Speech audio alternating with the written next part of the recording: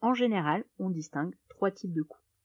Les OPEX, qui sont l'ensemble des charges récurrentes et des dépenses opérationnelles qui vont permettre l'existence de l'offre, par exemple les salaires, la sous-traitance, la location de locaux. C'est souvent un budget qui se planifie sur une année en donnant une vision à court terme.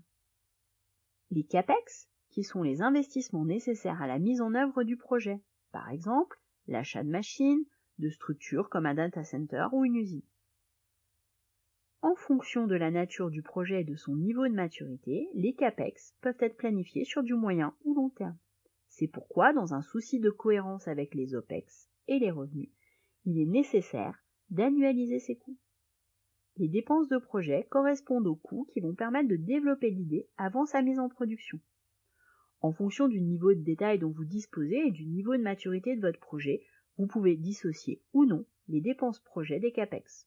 Dans notre cas et dans un souci de simplification pédagogique, nous avons fait le choix de combiner dépenses projet et CAPEX. Dans les coûts, il y a d'une part des coûts variables, c'est-à-dire qui sont proportionnels au business prévu.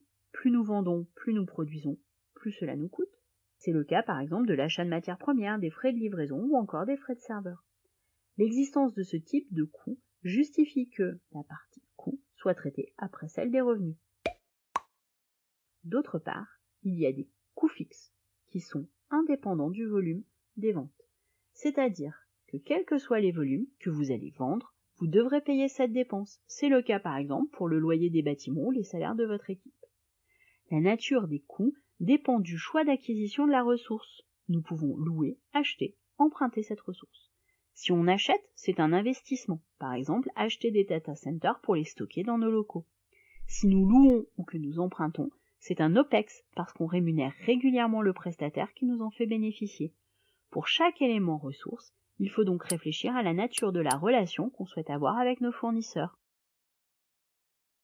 L'analyse des coûts est souvent traitée de manière interne. Pourtant, il est intéressant d'évaluer la structure des coûts, la volumétrie et les partenariats de nos concurrents.